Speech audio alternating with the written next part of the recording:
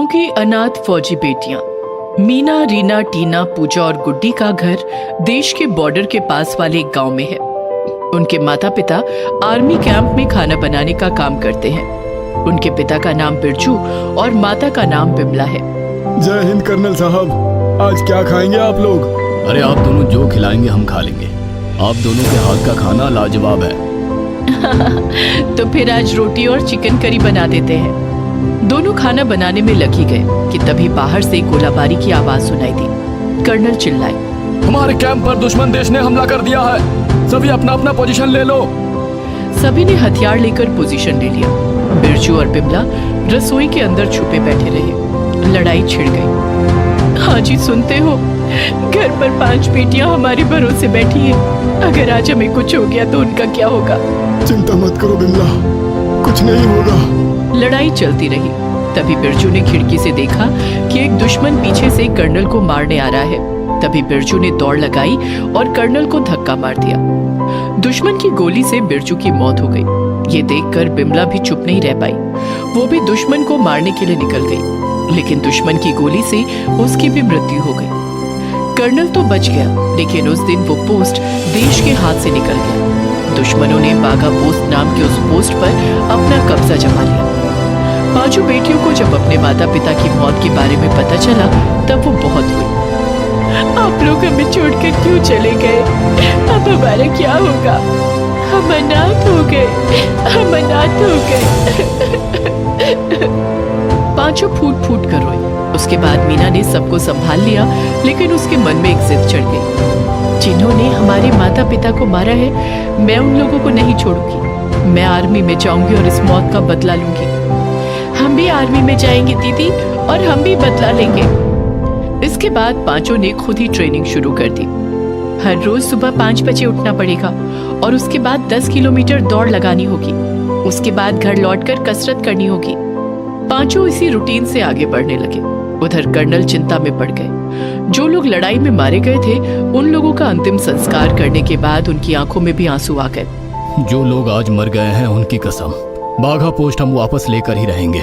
लेकिन दुश्मन बहुत शक्तिशाली है और अभी अभी इतने जवानों को खोने के बाद कर्नल भी थोड़े दिन के लिए चुप बैठ गए। उस तरफ मीना अपनी बहनों को लेकर हर सुबह ट्रेनिंग करती रही। हर सुबह वो दौड़ने जाते और एक कुत्ता उनका इंतजार करता रहता। मीना उसको बिस्किट खिलाती। ऐसे उन लोगों की कुत्ते के साथ दोस्ती हो गई। मीना उसे घर ले आई। आज से तू हमारे साथ ही रहेगा, तू भी इस परिवार का हिस्सा है। तभी घर के बाहर मीना का चाचा लखा आ गया। यहाँ से निकलो तुम लोग, जल्दी निकलो। लेकिन क्यों चाचा? ये घर तो हमारा है। कागज दिखाओ जरा। कागज? वो तो नहीं पता कहाँ है। ये देखो मेरे पास है। तुम्हारे बाप ने घर का कागज गिरवी रखकर मुझसे उधार लिया था, उस हिसाब से ये घर मेरा हुआ। निकलो यहाँ से। ऐसा मत कीजिए चाचा, हम कहाँ जाएंगे? 5 बहुत रोए धोए, लेकिन लखा का दिल नहीं पिघला।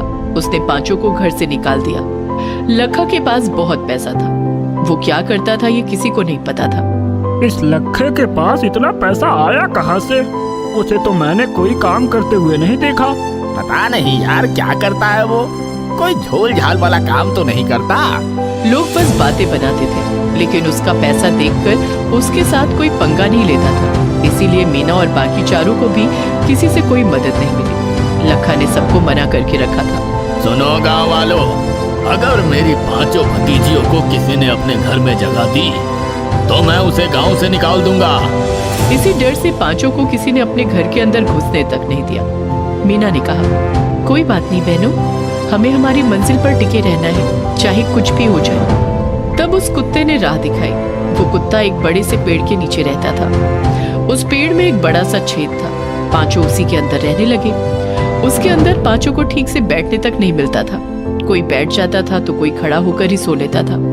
और सुबह उठकर पहले कसरत और फिर जंगल में से फल और सब्जियां तोड़कर खाना बनाना। ऐसे ही उन लोगों के दिन बीतने लगे। दूसरी ओर कर्नल लड़ाई के लिए आर्मी जवानों की झुंड इकट्ठी करने लगे। लड़कों, हमें कैसे भी करके बाघा पोस्ट को वापस लेना है। क्या तुम लोग मेरा साथ दोगे? Yes sir. कुछ ही दिनों के अंदर कर्नल ने बाघा पोस्ट पर बैठे हुए दुश्मनों के ऊपर हमला कर दिया। लेकिन पता नहीं कैसे दुश्मनों को पहले से ही इस अटैक के बारे में पता था। वो लोग तैयार होकर ही बैठे हुए थे। कर्नल हार गए। इस बार भी वो मरते मरते बचे।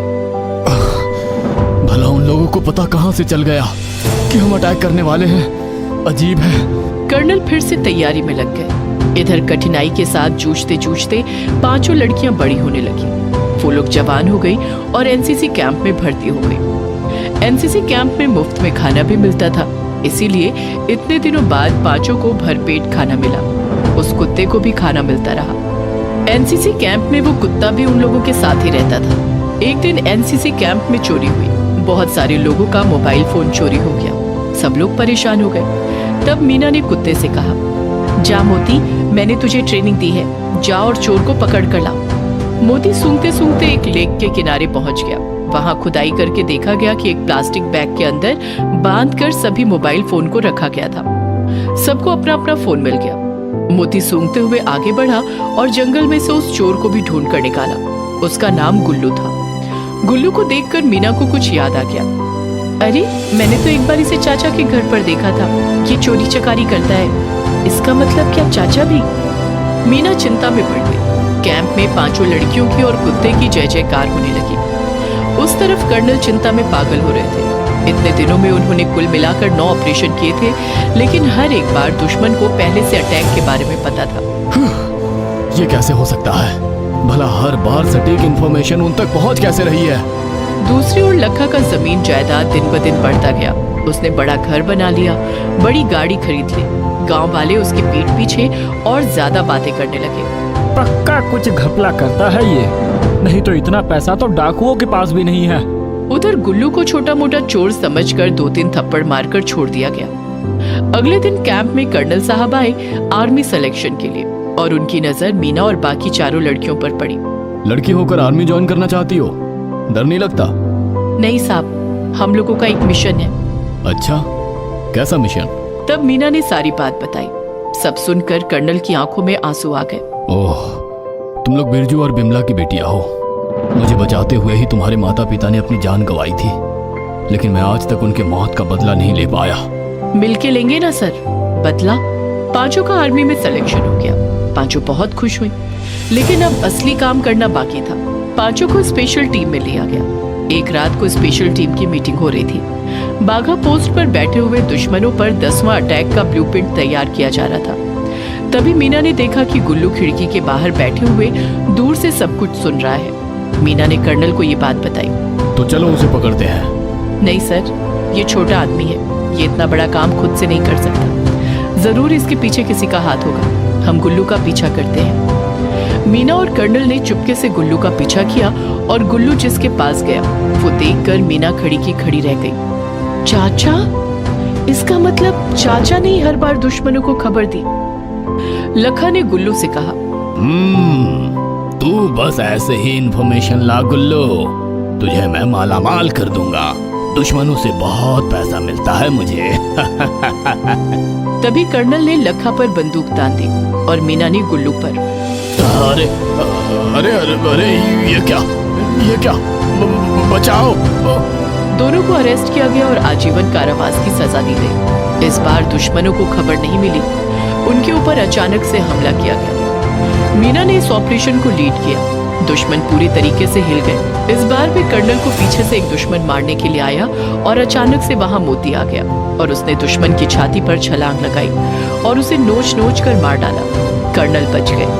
कर्नल, मीना और बाकी चारों ने मिलकर बाघा पोस्ट वापस ले लिया। माँ, पापा, आज हमारा सपना पूरा हुआ।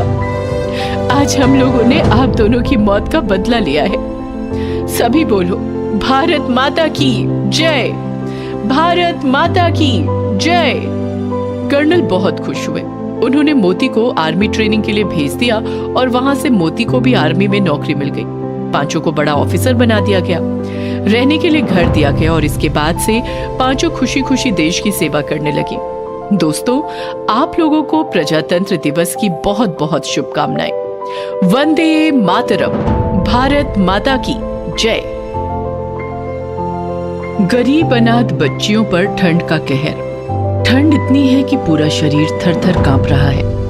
ऊपर से हर वक्त ठंडी ठंडी हवा भी चल रही है। कोई अपने घर से निकल ही नहीं रहा है। सभी अपने अपने कमरे में कंबल ओढ़कर बैठे हुए हैं, लेकिन पूजा और उसकी बाकी बहनें इतनी भी खुश नसीब नहीं है। उन लोगों के पास एक कंबल तो छोड़ो, एक घर तक नहीं है। दीदी, बहुत ठंड लग रही है। ठंड में मेरी सांस फूल रही है। पूजा की बहन परी ठंड से कांप रही है, लेकिन पूजा के पास ठंड से बचने का कोई उपाय ही नहीं है। भगवान ने इन पांचों के लिए सिर्फ भुगतना लिखा है। ये लोग हमेशा से गरीब थे, लेकिन रास्ते पर नहीं थे। इन लोगों के पास टूटा फूटा ही सही, लेकिन एक घर था। इनके माता पिता भी थे। वो दोनों ट्रक में भारी भरकम माल लोड करने का काम करते थे। आज बहुत काम है विमला, बहुत भारी सामान उठाना पड़ेगा। क्या तुम इस हालत में उठा पाओगी? हाँ, उठाना तो पड़ेगा ही। जिम्मेदारी और बढ़ रही है, काम तो करना ही होगा। पूजा की माँ बिमला तब गर्भवती थी। तब वो लोग 4 बहनें थे और एक इस दुनिया में आने वाली थी। उसके पिता रमेश और माता बिमला हर रोज काम पर जाते थे और पूजा घर संभालती थी। लेकिन उस दिन कुछ गड़बड़ हो गई। बिमला गर्भवती अवस्था में ही भारी भरकम माल ट्रक में उठाने लगी, लेकिन तभी उसके पेट में दर्द शुरू हो गया। आह, बहुत दर्द हो रहा है। आह! क्या हुआ बिमला, क्या हुआ? तभी वहाँ की बाकी औरतों ने कहा, लगता है बिमला की डिलीवरी होने वाली है, हट जाओ सब लोग यहाँ से। सभी औरतों ने मिलकर साड़ियों से उस जगह को घेर दिया और बिमला की कोख से एक बेटी पैदा हुई। सबके चेहरे पर मुस्कान छा गई, लेकिन तभी मालिक आ गया। ये क्या हो रहा है यहाँ? काम रोक कर बच्चा बच्चा खेल रहे हो तुम लोग? नहीं मालिक, अब मेरी बीवी पेट से थी ना, उसकी डिलीवरी हुई है।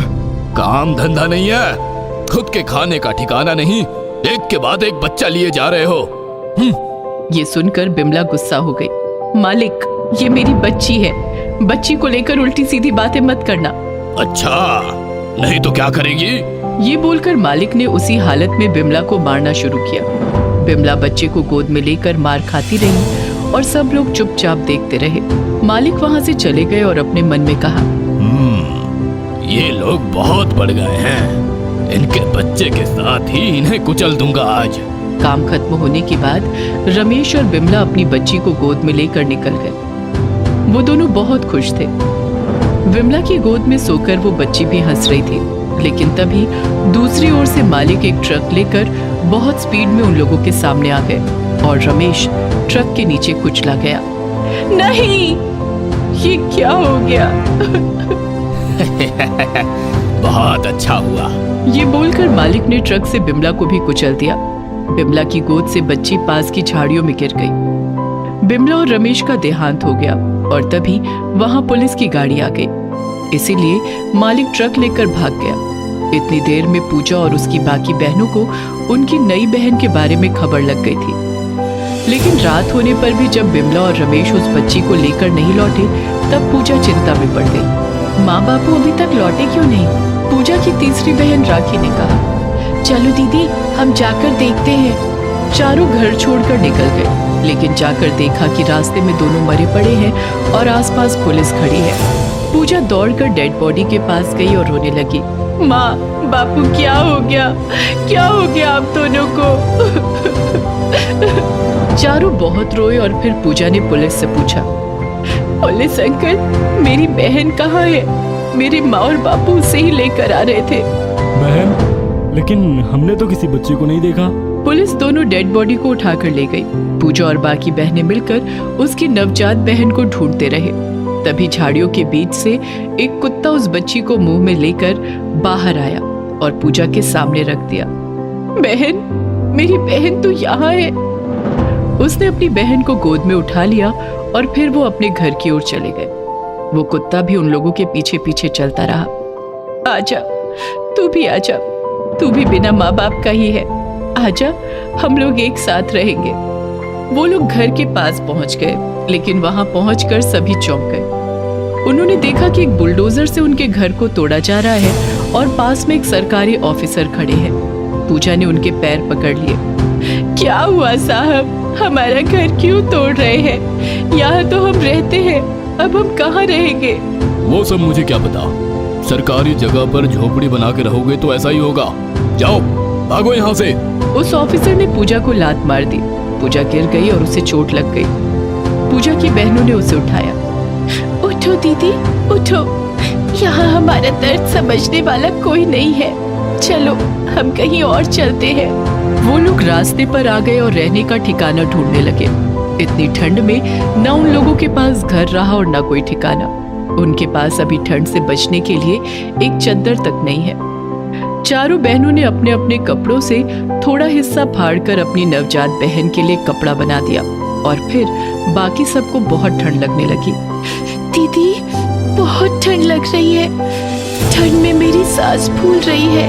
परी ठंड में कांपने लगी और कांपते कांपते बेहोश हो गई। पूजा को कुछ समझ में नहीं आया कि वो करे तो क्या करे। उसने परी को भी अपने कंधे पर उठा लिया। तभी वो कुत्ता भौंकने लगा और भौंकते हुए जंगल की ओर चला गया। दीदी, लगता है ये कुत्ता हमें कहीं पर ले जाना चाहता है। हाँ, चलो सब लोग उसके पीछे।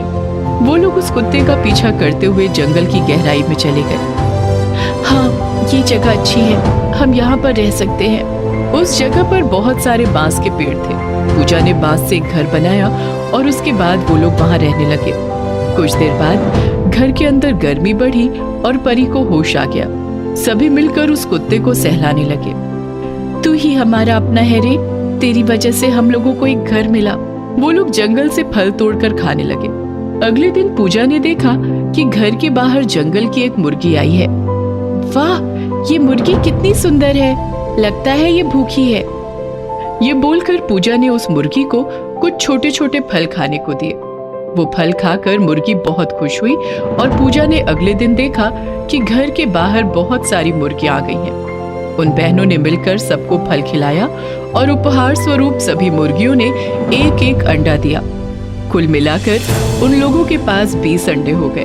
वाह, हमारे पास कितने सारे अंडे हैं। एक काम करते हैं, हम इन अंडों को बाजार में बेचते हैं। ये बोलकर पूजा ने सभी अंडों को जंगल के बाहर वाले बाजार में बेच दिया और उन पैसों से उसकी नवजात बहन के लिए दूध खरीद कर लाई। इसके बाद ऐसे ही चलता रहा। धीरे धीरे मुर्गियों की संख्या बढ़ती गई और वो मुर्गियां भी उन लोगों के साथ रहने लगी। पूजा ने मुर्गियों के लिए एक बड़ा सा बांस का घर बना दिया और सभी मुर्गियां हर रोज कुल मिलाकर 100 अंडा देने लगी। हे भगवान, आपका लाख लाख शुक्र है, हमें इस जंगल में रोजगार मिल गया। वो कुत्ता मुर्गियों के साथ खेलता रहा और पूजा अंडे बेचती रही। ऐसे करके उन लोगों के पास बहुत सारे पैसे जमा हो गए और उन्होंने जंगल में ही एक अच्छा सा घर बना लिया। हर एक बहन के लिए अलग अलग कंबल खरीदा गया। ऐसे ही उन लोगों ने जिंदगी में सफलता प्राप्त की। उस तरफ बिमला और रमेश को मारने के जुर्म में मालिक को गिरफ्तार किया गया और उसे फांसी की सजा सुनाई गई। उसका जीवन खत्म हो गया और यहाँ मेहनत और ममता के सहारे पूजा और बाकी बहनों ने अपने लिए जीने का रास्ता ढूंढ लिया।